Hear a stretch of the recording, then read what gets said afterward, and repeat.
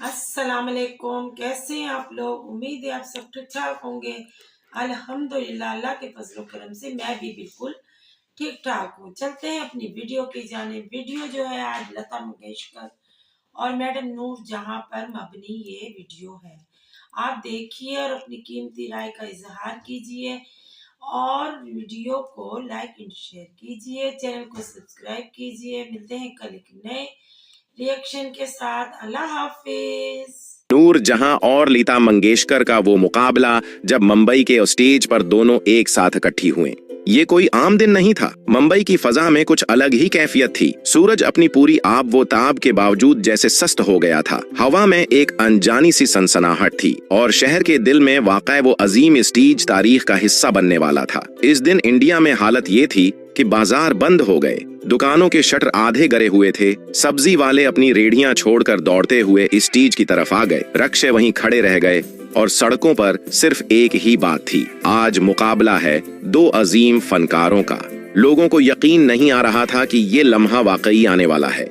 एक तरफ लता मंगेशकर, जिनकी आवाज को दीवी कहा जाता था, जिनके सर को सुनकर राग खुद सर झुका लेता था।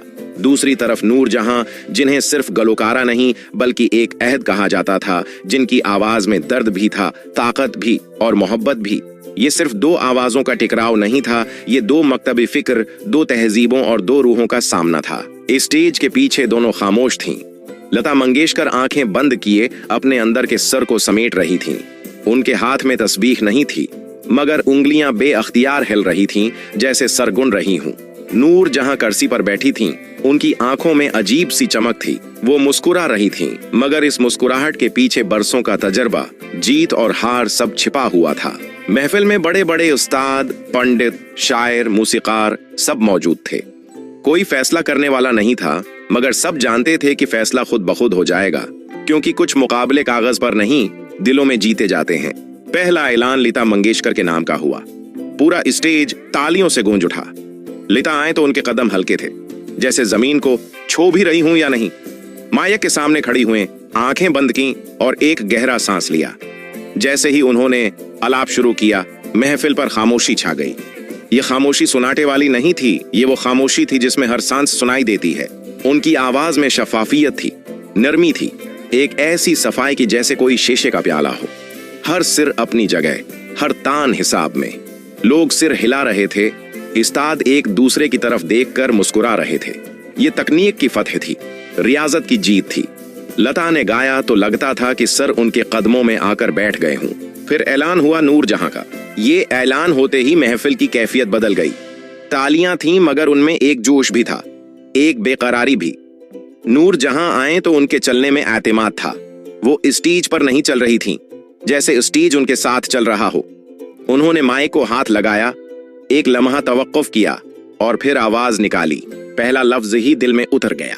ये आवाज सिर्फ कानों से नहीं सुनी जा रही थी, ये सीने में महसूस हो रही थी। नूर जहां के सर में वो दर्द था जो हर इंसान कभी ना कभी जीता है। जहां लता की आवाज सर को छूती थी, वहां नूर जहां की आवाज रूह को चीर देती थी। लोग बेअख्तियार रो पड़े, कुछ आंसू छुपाने लगे, कुछ ने हाथ बांध लिए। अब मुकाबला बाकायदा शुरू हुआ। दोनों को एक ही गीत पर गाने का कहा गया, बगैर किसी साज के, सिर्फ आवाज, सिर्फ फन। लता ने पहले गाया, नूर जहां ने बाद में। फर्क साफ नजर आने लगा। लता हर सिर को तोल कर रख रही थीं, नूर जहां सर को छोड़कर एहसास पकड़ रही थीं। महफिल में बैठे एक बुजुर्ग उस्ताद ने आहिस्ता से कहा, ये आवाज नहीं, ये कहानी है। दूसरे ने जवाब दिया, ये गाना नहीं, ये जीना है।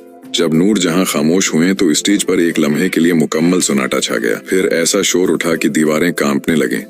ये तालियां नहीं थीं, ये फैसला था। किसी ने माइक पर आकर ऐलान नहीं किया, किसी ने कागज नहीं उठाया, मगर सब जान गए थे, इस दिन जीत आवाज की नहीं हुई थी, इस दिन जीत एहसास की हुई थी।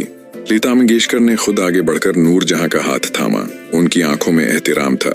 उन्होंने कहा, आप गाती नहीं हैं, आप महसूस करवाती हैं। नूर जहां मुस्कुराएं, वही शाहाना मुस्कुराहट और आहिस्ता से बोलें, और आप सर को इबादत बना देती हैं।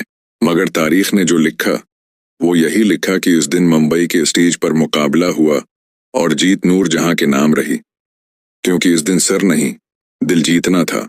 और वो मुकाबला जिस गीत पर हुआ वो था पैर